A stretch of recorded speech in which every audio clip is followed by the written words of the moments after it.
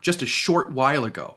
And the very first thing we did once Film Impact joined Adobe is we decided we were going to make their entire library of transitions and effects available to all Premiere users for free, included in your plan. So this is a generational update when it comes to effects and transitions in the app.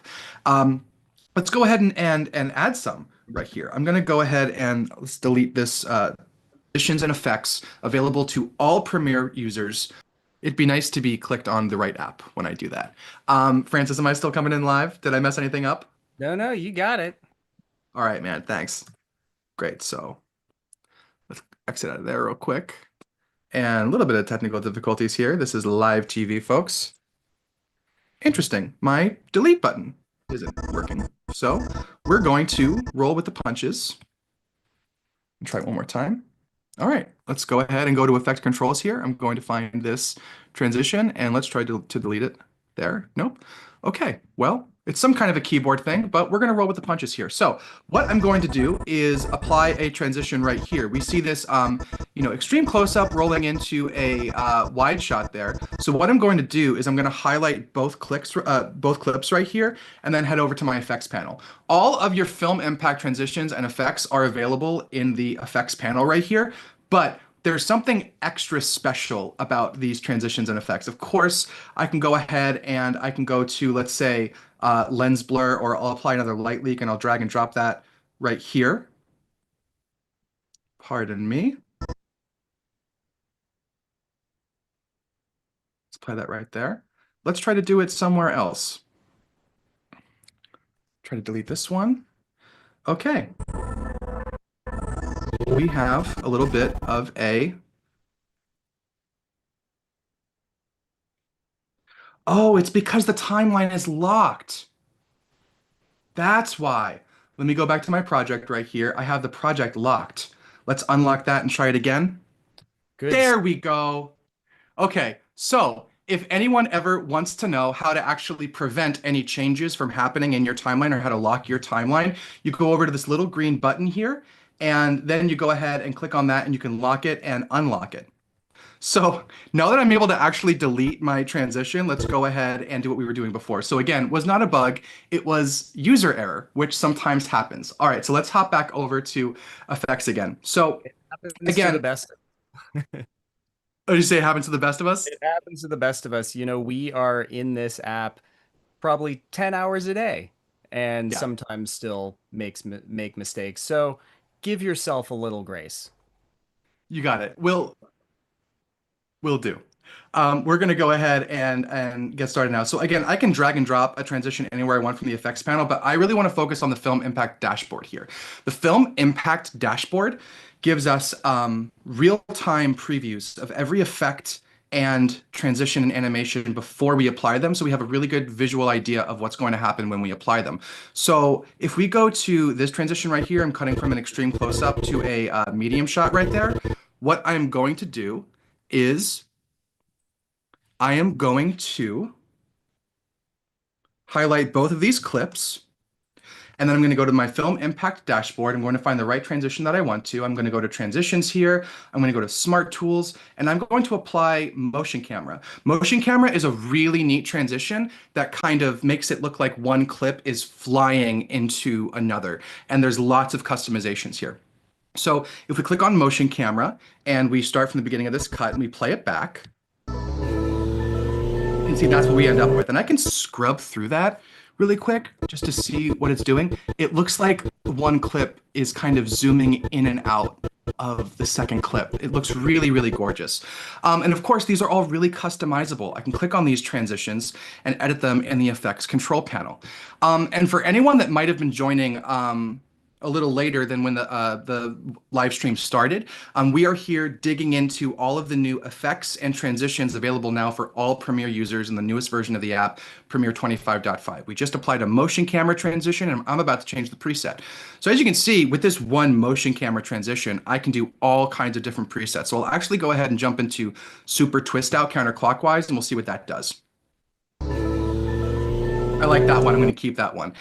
And again, you might notice all this stuff is playing back in real time, and there are no tricks up my sleeve here. I'm working off of an M2 Max 16-inch MacBook Pro. It's an older model. It's like 2.5 years old, and I've kind of worn this thing into the ground. And there are no red render bars, no rendering required. All of these are going to play back in real time on your machine. So that's a little bit about transitions. And again, I'll play back this gorgeous light leak transition. We have this VHS damage transition we open up into. Let's talk about effects. Let's talk about effects that really augment your cinematography and your color grading and take everything to the next level.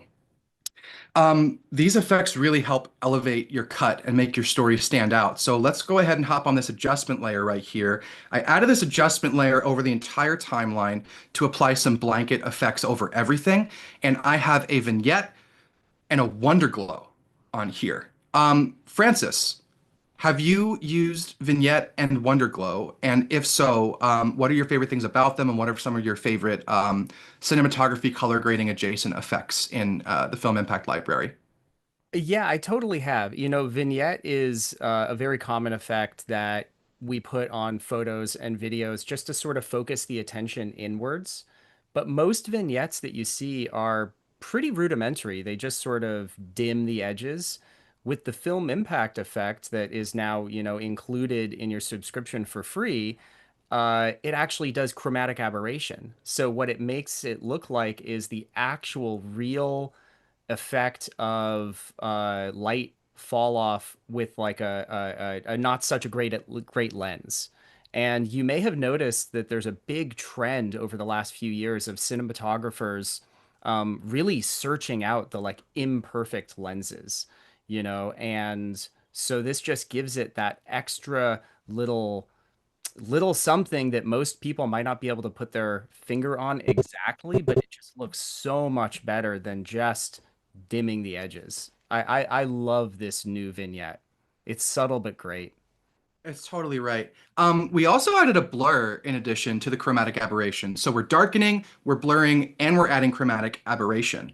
And that's the vignette tool. And again, if we zoom out all the way, I'll turn off vignette and I'll turn on and off Wonderglow. And you can see just how much work these effects are doing in elevating the look of the project. But my absolute favorite thing about these new effects and transitions and animations is the surprise me button.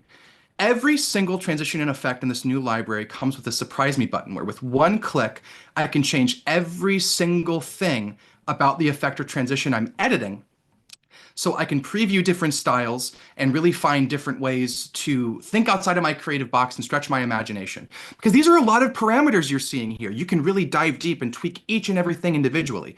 But I just clicked the surprise me button a bunch of times and I have this glow right here that I really like. It's a little bit more intense than I want.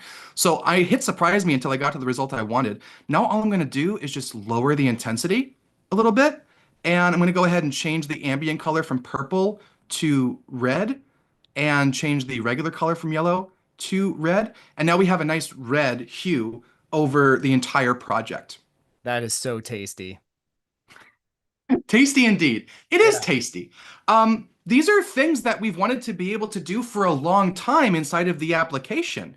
Especially, applying things like a vignette or a glow to the adjustment layer so you can, get a really good look going, maybe apply a LUT, and then just ride the primaries clip by clip in Lumetri and tweak what you need until you get the look you're going for.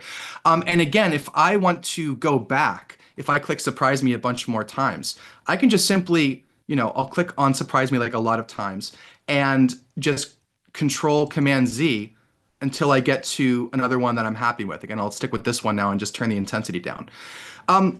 When you factor in the surprise me button and when you factor in all these parameters that you get with all of these effects and transitions, yeah, we're talking about like over 90 of them. But when you take into account how deep you can go in the surprise me button, we're really talking about hundreds of thousands of effects variations that you can do. So you'll never use the same transition or effect twice if you don't want to. And the best part is anytime you find a look that you like, for instance, if I love this implementation of Wonderglow, like this is my Wonderglow, I can right click and I can save that as a preset. I'll say Jason's Wonderglow, and I'll go ahead and save that. And now if I go to my effects panel and I go to my presets, I can see I have my Wonder Glow, I have my RGB split preset. I can import them, I can export them in and out of Premiere, I can share them with buddies, share them with colleagues. Just the other day, I was working with a remote editor and I sent them an RGB split preset because I wanted this nice halation over my graphics. And they were able to apply that preset and all of my custom effects and the way I like it, it was just applied perfectly. And speaking of that, we do have some effects and transitions on our graphics up here also. If I scrub over here and we zoom into the timeline, you can see I have these glitch transitions, I have camera shake, and I have an RGB split applied to every single text here. RGB split, if I go back to Film Impact Dashboard and I go over to light and blur effects, we can see it literally creates an anaglyph 3D type look. And all of this, of course, can be animated in the effects control panel however you want to. What I like to do is I like to apply RGB split onto some text and graphics. I like to adjust the horizontal or vertical split. This might be a little too much, so instead of 1, I'll just do 0.5 there. And then I go to softness.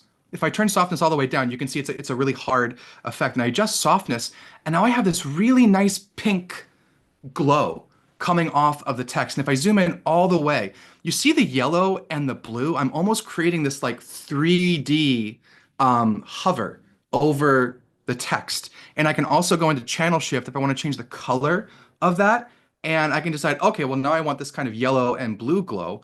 I'll zoom all the way back. And then I can save that as a preset. I can copy and paste attributes, do whatever I want.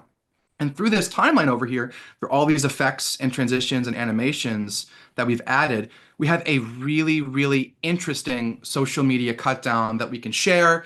And, it just gives us more creative expression as artists and video editors.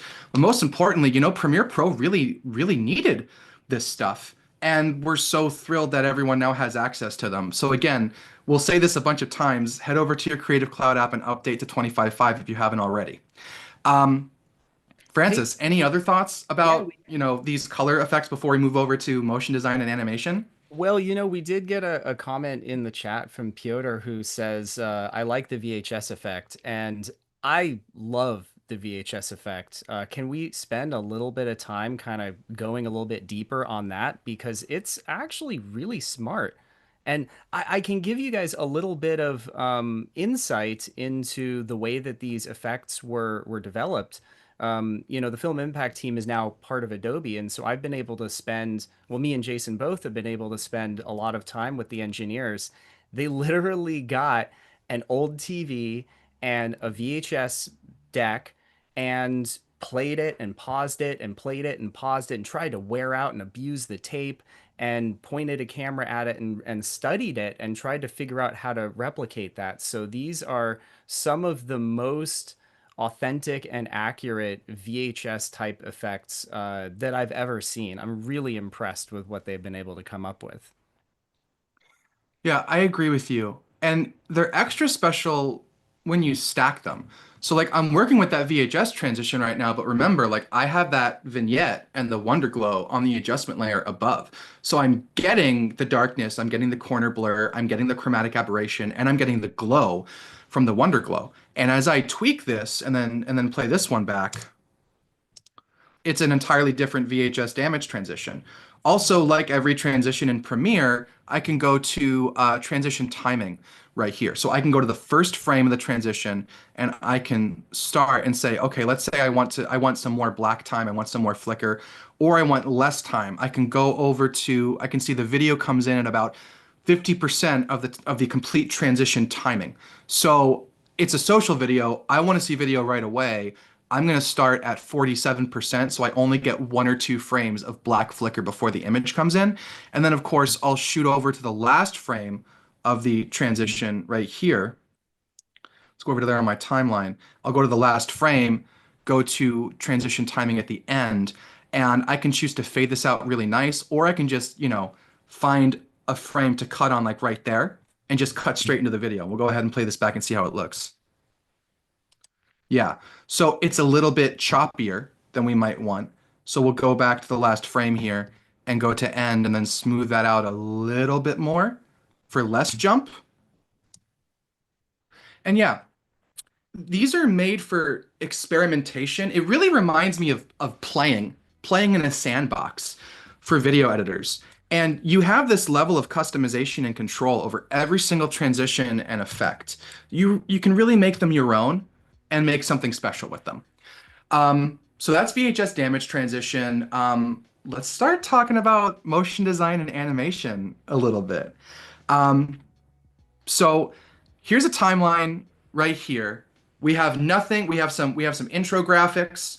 We have nothing but two PNGs here. I have a Premiere Pro PNG and I have an Adobe Firefly logo PNG. And these PNGs are just sitting here doing nothing, being dumb, just being static PNGs. Hey, Through Jason, Film have Impacts, you ever had to like do something like this where like a client comes to you and they're like, I want something super poppy and like fun and exciting, and then they give you some assets that are just like totally boring, and you're like, what can I even do with this? Because I've totally been in that situation. we've all been there too. And when you're in that situation, you kind of have two options. You can go into the effects control panel, you can mess around with some stuff, you can keyframe some stuff, but to be honest, there's not the most stuff in there. The real solution that we've had for, the past forever is you go to After Effects for that kind of a thing. You either do a dynamic link or you just take your assets, you bring them into After Effects from scratch, and you do all of your motion design in After Effects. And After Effects is the absolute best, deepest, and most creative professional motion design and one of the best visual effects and compositing tools out there in existence. And it has been for decades, and it always will be. And if you're a professional motion designer or really, really advanced video editor that wants to do a lot of this stuff in After Effects, it's all there for you, and you can go as deep as you can go. Build complete cathedrals with brick and mortar out of your imagination. But for video editors that have to do everything, you're doing your media management, your importing, your editing, your sound design, your color grading, and your text and graphics animation, and your motion design. It can be a lot to take that very long round trip back and forth to After Effects. And a lot of these transitions kind of double as built-in motion design, text and graphic animation tools. So I wanted to give myself a personal test as we were building demos for this launch for 25.5 at the IBC trade show that we recently came back from in Amsterdam.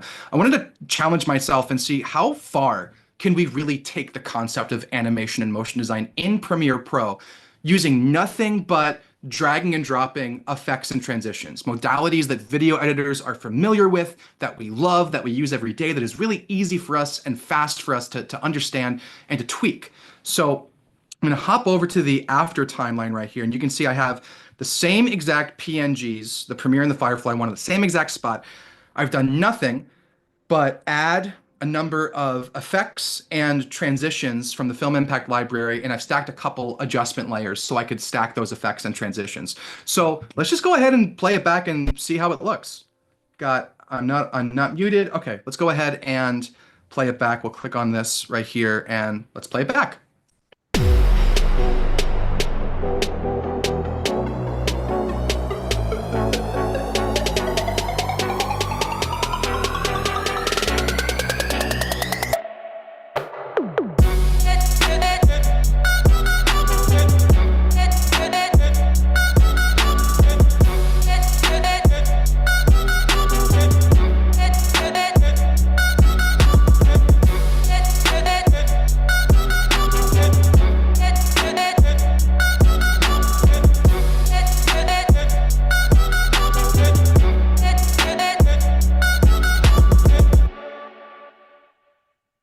So good.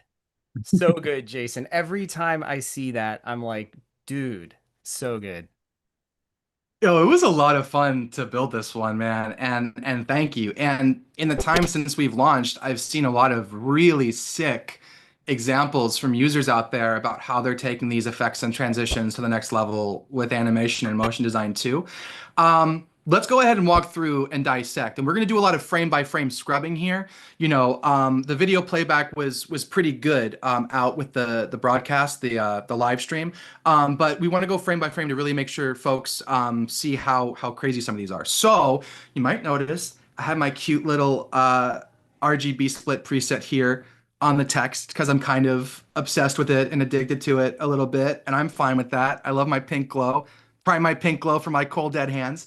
And then on this adjustment layer right here, I went to effects, motion effects, and I added a grow effect. And I put that on the adjustment layer so I wouldn't have to nest my clips together, and so I could get one solid grow across three titles as they cut together. Wait, so Um, no keyframes, right, Jason? what's that? No keyframes? No keyframes. No keyframing at all. I have the grow effect right here, and if I turn grow off, you can see. Let's turn the sound off now because we're in frame skipping mode right here. If I turn the grow effect off, I can see they're just static, and I turn grow on. All I did was set the animation type to Bezier. I set the mode from continuous to destination. Continuous will just move it, until everything ends. Destination, you can really adjust and customize the ramp in and the ramp out to a destination that you want. And with that grow effect on, we start out here. We have a lens blur transition coming in here, and also just like really nice bokeh, really nice lens blur right there coming in. And then we scrub to the end and we can see this nice fluid movement across all four of our graphics right there. And then we go into my absolute favorite one. And you know what it is, Francis. What am I about to show?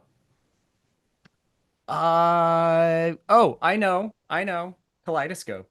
Kaleidoscope. Oh my God. Sorry. I don't mean to geek out too much. Oh no. Never in my wildest dreams did I think there would be a transition called Kaleidoscope that I would want to use every single day. But here we are. And let's scrub back a little bit. Because it seems like Look, it should be something hokey, right? But like it doesn't feel like that.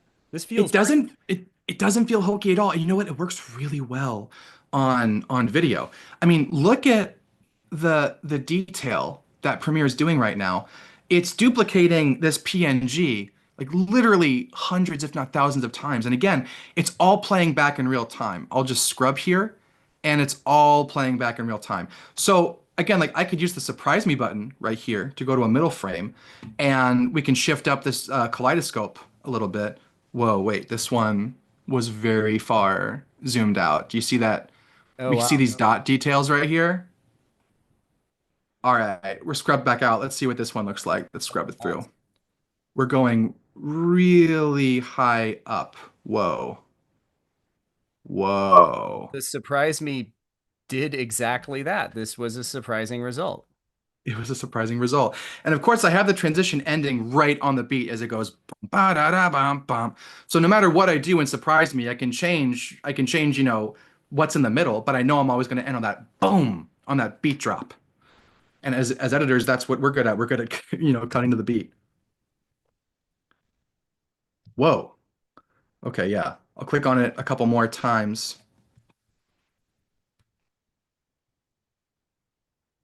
Let's see what this one looks like. That one's a little turbulent. Yeah. You know Yeah. what I think really helps it not look hokey is the blur. There's motion blur and there's also sort of blur around the edges, which Hmm. makes it feel more like an organic lens effect as opposed to something digital. I think that's Yeah. what I'm reacting to the most with like this kaleidoscope feeling. I kind of said premium instead of hokey. That's a good call. I Really nice. actually haven't adjusted motion blur too much on this effect. On 3D roll, I've always gotten a motion blur, but I guess I didn't realize that motion blur is just as useful right here. I mean, Francis, if someone told you like a year ago that we'd be able to adjust real-time motion blur like this and see such a beautiful fractal result in text and graphics animation, Oh. I'd probably tell that person they were crazy. Well, totally. I would say like, oh, I want that, but like that's gonna take too much processing power. It's gonna take us forever to build such a thing. But these are playing back in real time, and as you said earlier, you're not on like the most powerful supercomputer. Like it's a 2-year-old laptop. Yeah. And it's all playing back. The backbone of this demo is really the clone effects tool. And I'll go over to tools effects where you can see clone effects right there. Essentially, it does what it says it does. It's going to duplicate any text, any graphic. I've even experimented doing this with emojis, and it works really well with emojis too. But you can clone and animate as much as you want. And the way it works, let's get to another one. Oh, first we go through the 3D roll here. 3D roll is a really sick transition that also works really well on video. So if I go to this clone effects right here on this one PNG, we can see here if I go to clone effects, yeah, here we go. We have pre-transform and apply pre-scale. So if I zoom all the way out, we can see exactly just how many clones that Premiere is making right now. That's pretty insane. And the camera, if you will, in Premiere is just seeing this. But if I zoom all the way back out here, I can go ahead and I can apply um, more clones if I want to. I can go to, what am I looking at here? Units, apply prescale, scale controls, ease in, symmetrical clones. And I can increase the amount of clones, I can decrease the amount of clones, and I also have the ability, here we go, clones 19. I can gradually increase the scale of clones. One might say this is attack of the clones. But Sorry. I couldn't help myself. But yeah, it's I a was gonna lot of go there, clones but right you there. beat me to it.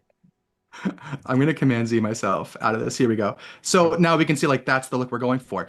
And I can set the horizontal spacing and the vertical spacing, the default start spacing, and then I can shift the end spacing, and then I can use the horizontal and vertical tracking speeds and customize those and keyframe those to have anything going anywhere I want in any direction at any speed. And again, I can set this to be continuous or I can set this to go to a specific destination. So if you want a bunch of clones to come out and then come back in on a specific moment to like reveal a logo, you can do that.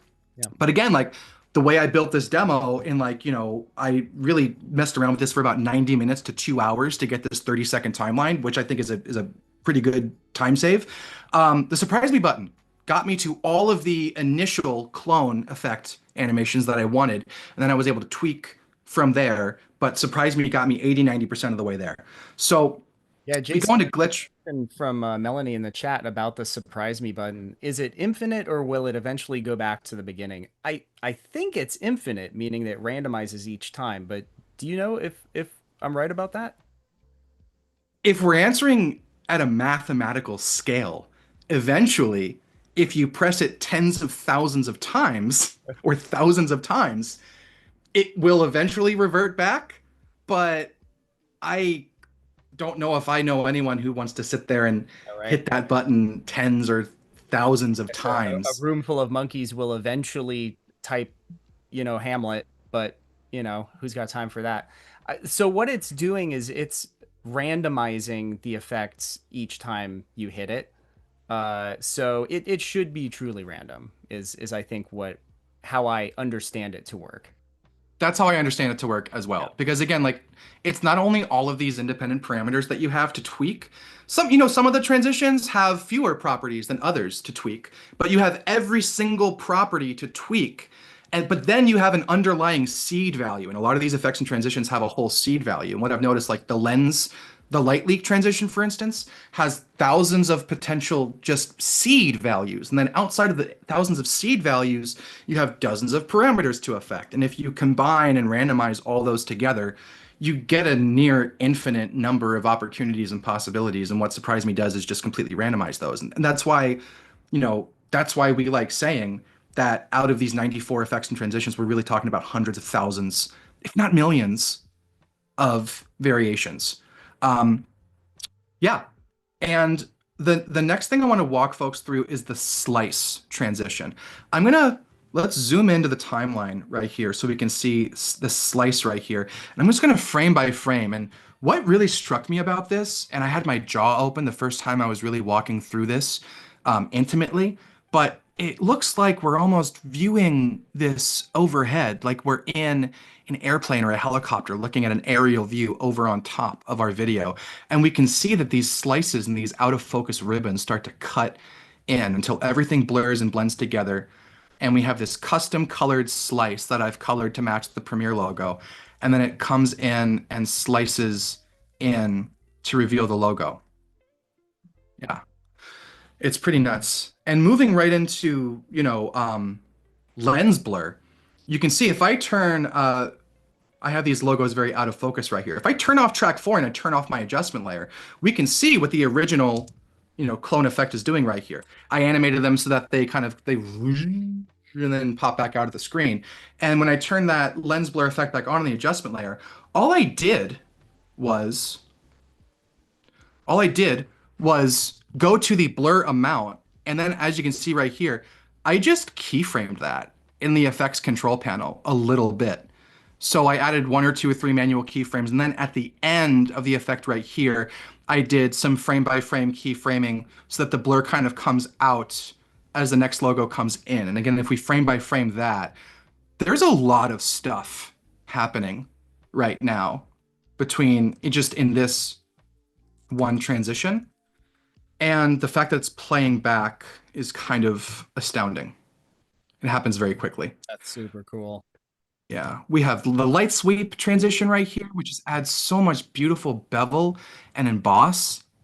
And this PNG doesn't have any three-dimensional edges to it. So that light sweep is kind of figuring out like if the PR was, raised off the surface, like it's kind of figuring out how the light would wrap around such an object.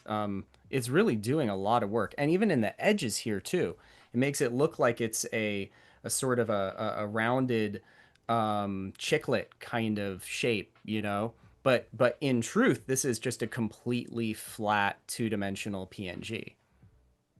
That's right. And I timed out this transition to end exactly as the light sweep, like 3 frames before the light sweep actually finishes going over the logo.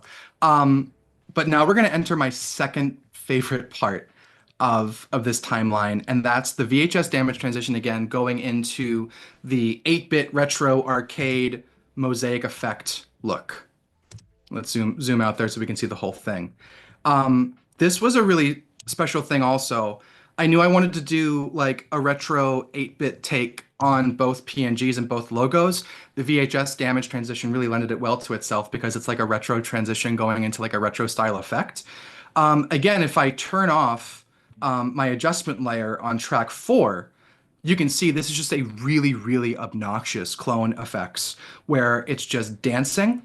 And I also, adjusted and keyframed the velocity to go nuts.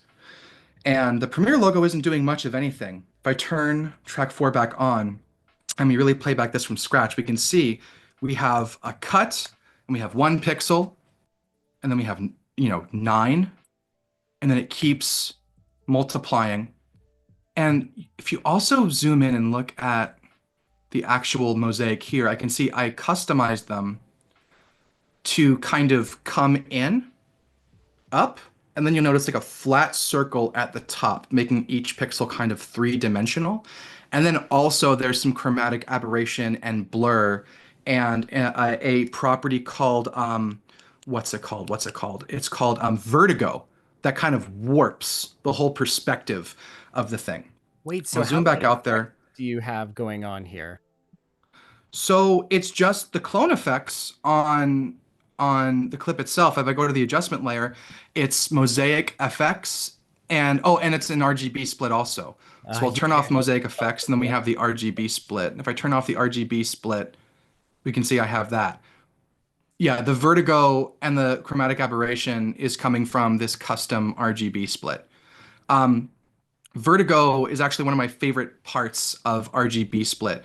I've I did this other little Instagram reel where I was making a video about bitterballin', and I just had, this is bitterballin' is like fat text. I applied camera shake on that. I applied RGB split. I got my tiny little green and blue glow around the end because again, it was really big fat text. But then I added vertigo, and the text actually just like almost like a waistline. It just like you know distorted out like that. Hey, But if hey, I keep who knows what bitterballin' are? Should Well, should if we you've ever been to explain? Amsterdam, hopefully you know what bitterballen are. And you can check out that video on my Instagram if you want to learn more about bitterballen and a lot of great tips and tricks in Premiere. And yeah, this logo is just it's just dancing. dancing all over the place. And then we TV power out. The last part of the demo that we want to go through here is really motion tween. We have this pull motion impact.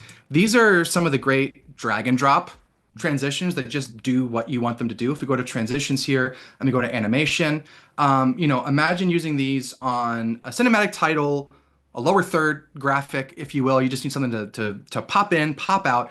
We have pop, pull, travel, flip, block motion. Block motion is actually proven to be one of the most popular animation transitions in the whole library. Then we have spin, spring, cool typewriter effect. So I have pull motion on all of these right here. Again, very customizable. But then there's motion tween. If we hop back to the before timeline, pardon me, the animation before timeline, and you see here if we zoom in, I have these four PNGs stacked, and then it just cuts. They're all in the same place. They're all on top of themselves. What motion tween does is it will allow you to drop an effect between any kind of text or graphic or piece of video from location A and then cut to location B, and we'll just apply it real time. Let me search for motion tween here. Motion tween. There we go. And what it'll do is it'll just get your element from location A to location B, like that.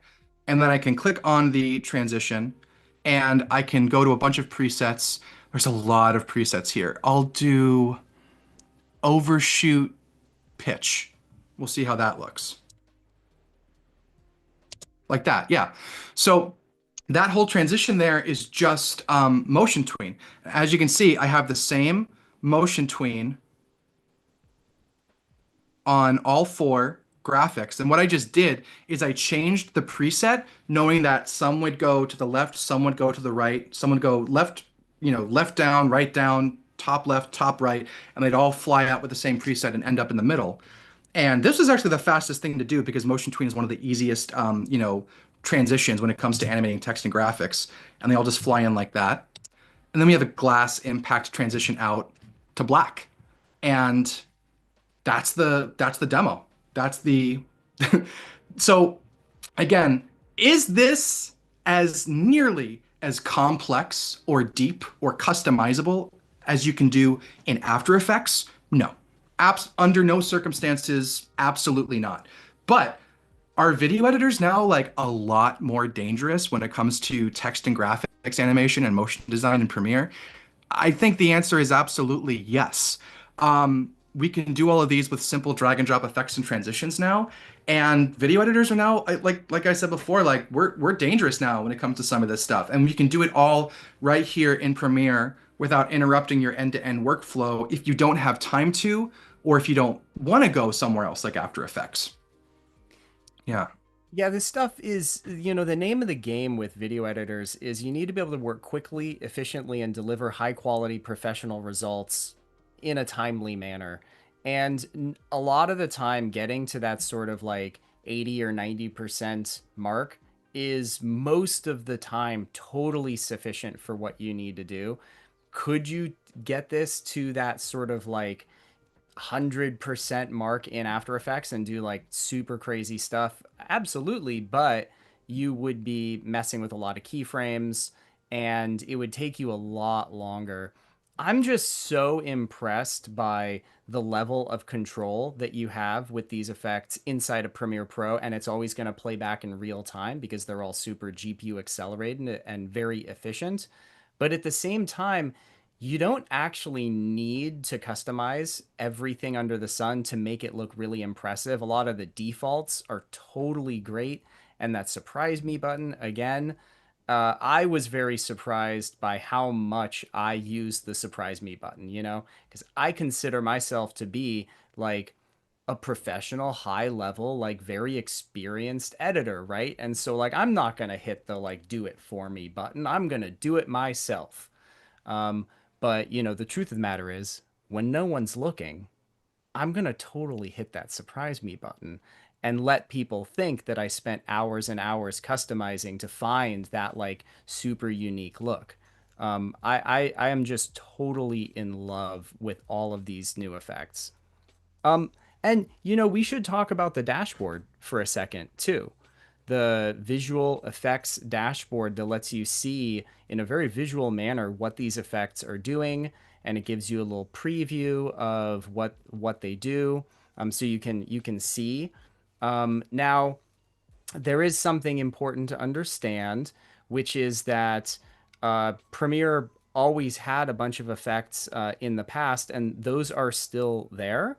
But everything that's in this dashboard are just the new film impact effects. So maybe we ought to show folks just like really quickly, like really basic stuff, show the effects panel and show, the list of effects and kind of point out that these are the old Adobe effects, and here's where you can find the new film impact effects, and also just really high level show people how you can get to that dashboard. Just so that if folks want to go download 25.5 and try this out themselves, they know where to start. Yeah, that's a great call out, Francis. Well, I'm over here in the effects panel right now, and I can see we have like the dissolve category right here, and I can see, cross, additive, dip to black, dip to white, film dissolve, so on and so forth. But if I go to film impact essentials, I can see, I have the blur dissolve and regular dissolve and a bunch of other dissolves, and chaos impacts, burn chroma, etc., right here. So these are going to pair nicely, and they're right next door to the transitions and effects that you're already accessing in the effects panel. Um, when you want to get to the dashboard, this is important to know because this dashboard might not be present by default when you update to 25.5. What you want to do is you want to go to the window menu, you want to go to extensions, and then turn on Film Impact Dashboard right here. So again, that's window menu, extensions, Film Impact Dashboard. Now, when you click on that, you're going to see the dashboard. You can pop it in here next to your graphics template panel, effects panel, whatever you're using, wherever you like it, and keep it there. And frankly, I've been using the dashboard about double the amount of time I'm using the effects panel, just because it's really nice to have those real-time previews and they're organized here so well. And with Francis being the product manager for all this new technology and myself from the product marketing side, we're looking at so many interesting ways to find out how we can even deepen this integration even more and find new ways to get this new library of effects and transitions, even deeper into your workflow and in other areas of Premiere. And now that the Film Impact team is a part of the Adobe company, we've been working with them, hand in hand, very closely. We're just getting started when it comes to this library. We're going to keep adding more new effects and transitions as often as we can as time goes on. But let's walk through some of the favorites real quick, Francis. Unless we have some questions and comments in the chat that people would like to know about.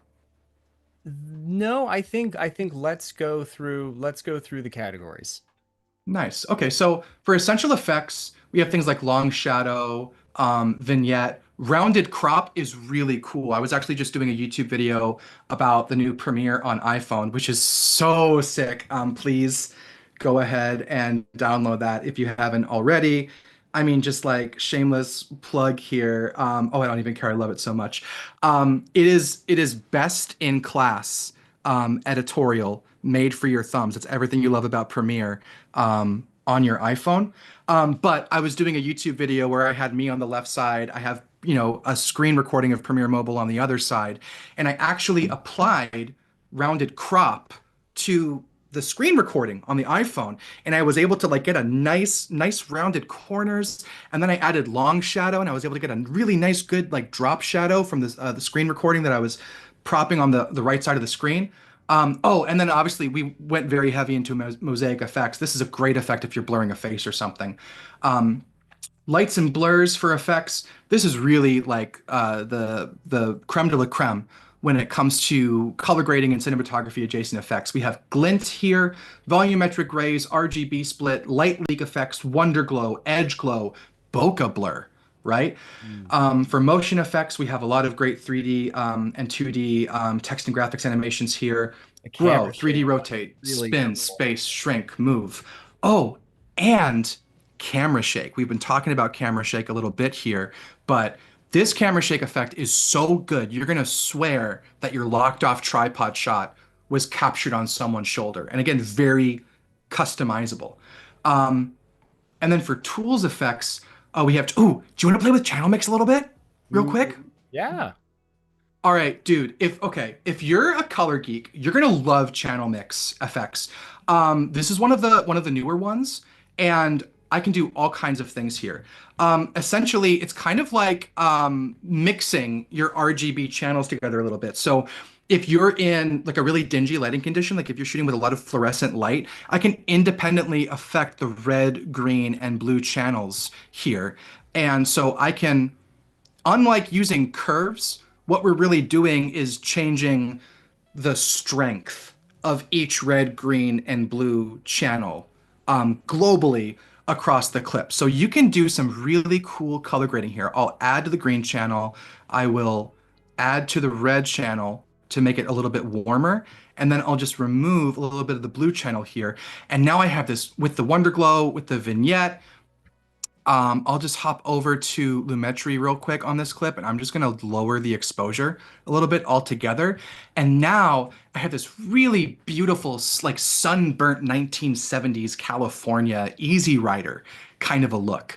And the the channel mix FX tool is so cool for doing not only advanced color grading, but like save your butt color grading. Like this fluorescent, 8-bit footage looks like crap. Let's save it. It's great for that. And then we have clone effects. We have auto align. We have an effect here. So if you have a text or graphic or anything that you're like, just zoop, make it front and center, one click for that. And then when we get to transitions here, we got the essentials. These are really redefined transition essentials, if you will. Um, we have blur dissolve, blur alpha. Blur alpha is really cool, especially if you have two video layers on top and a layer on the bottom. It'll burn and sizzle out to what's on the bottom and then come back to what's on top there. Chaos is cool. There's some silly ones like clock wipe and star wipe, but again, like, hey, listen, I challenge anyone out there watching live or the recording of this. After you've seen how customizable these are, try a clock wipe or a star wipe and see if you can't make it something that you'd actually want to use on like a professional project because they are crazy customizable. We have push, lumifade, stretch, linear wipe, all the classic dissolves you want. And then for lights and blurs, we have lens blur transitions, light leaks, light sweeps that will sweep light across your graphics. You saw that during the animation and motion design demo. Flares, chroma leaks, and then there's a distortions category, which is really great for adding edge and attitude and some grittiness to your project. I actually have a grunge transition right here applied, and you can see it goes really purple. And if we go on grunge and we click surprise me a little bit in the effects control panel, grunge impact surprise me, we can see, okay, now it's green. Oh, let's go back there. That's kind of a really cool, like true crime kind of a look. We can see, and then I could stretch that out a little bit, and I can increase the dirt, increase the grunge, the detail, the vignette. I'll change the color to something darker right there. I'll change the color to like the white pink outline right there. Actually picked up some light blue. And you can see how, again, how customizable these are, but that's the grunge transition. Then we have TV power, VHS damage. We covered that a lot. Glitch 2.0 is really great. For transformers, this is where a lot of the 3D transitions come in. We have 3D roll and 3D spin. We have a really cool film roll transition. Split is also awesome. Split, you can kind of just like have it straight up, split into the next shot, or you can time it out so you can have it be like ba-boom, ba-boom, ba-boom, however you want there. We have the animation transitions that we covered a lot, and then the smart tools like motion camera, motion tween, the text animator, and shape flow. If you want to take an illustration and do some really cool custom path and line animations right here in Premiere, you can do that very easily as well. So there's 94 of these things. Try them out. update to 25.5. They are available to everyone in everyone's Premiere or Creative Cloud plan. And hit us up. We just can't wait to see what you folks create with these transitions and animations. And if you have any questions, or if you're using them, you want to show us something that's awesome, show us something that's, something that you want to see in the future, hit us up on the Adobe community forums. And also, feel free to reach out, even, on Instagram. We talk to users on Instagram all the time. We like to, meet folks where they are, and everyone's, spending all day on Instagram. So hit us up over there too. Um, Francis, any closing remarks from your side? Yeah, well, we just had one question from Ronald asking, up to what res are these real time and how many layers can you apply them to and still maintain real time? And, the answer to this is always going to be it depends on your system, it depends on your footage and what you can do. What we can tell you about the specs of what Jason is showing here. Jason, correct me if I'm wrong, but this is a 1080 timeline. It's 30 FPS, or is it 2997? Let me find the sequence right here. Hold on. Let me go to my project right here. Animation, Looks like social after. 2398. Yeah, so 24 FPS, 1080, and this is 2-year-old MacBook Pro M2, I think you said it was something like that. This is an M2 Max. Yeah. But I've been working, so I actually personally I shoot on a Fujifilm XS20, which shoots 6.2 open gate at 10-bit 422 in a H.265 codec, which can be one of the trickiest.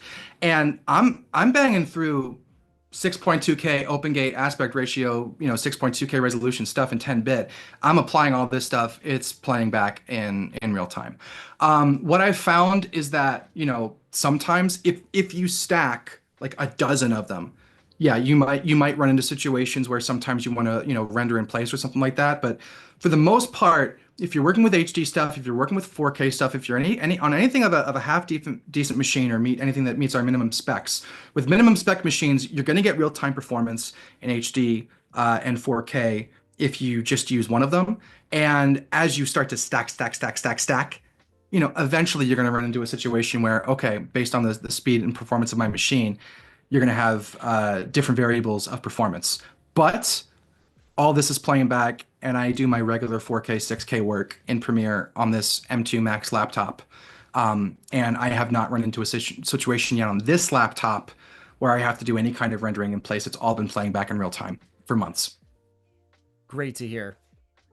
I think that's all the time we have. Jason, you knocked it out of the park again, as always. We love our job here, don't we? We get to play around with this stuff and get paid for it. I mean, it's actually kind of a dream, right? It's not only a dream because we get to help work on these apps and do demos like this and go to a trade show or do an Adobe Live. We all most people who work on the Premiere Pro and After Effects team, we are all current or former video professionals, video editors, cinematographers, directors, producers, and engineers ourselves, and we feel an awesome level of responsibility to build the world's best video editing tools that power the world's video creation, that power the millions of people who use this application and depend on it day in, day out. It's a very like serious responsibility that we take. And we put all of that passion from our careers, our learned experiences, and connecting so deeply with users on a daily basis. It's an inspiring and awesome opportunity to be able to contribute to the history and the legacy and most importantly the future of these applications, because we are just getting started when it comes to motion workflows in Premiere Pro, when it comes to performance, when it comes to speed, when it comes to doing things that you'd never thought you'd be able to do in this application. We are going to continue to push the boundaries and over the next couple of years release new workflows and updates that take you where you need to go and where you want to go and where you haven't even thought of yet. Amazing, Jason. Thanks everyone for tuning in. Thanks, everybody. See you next time.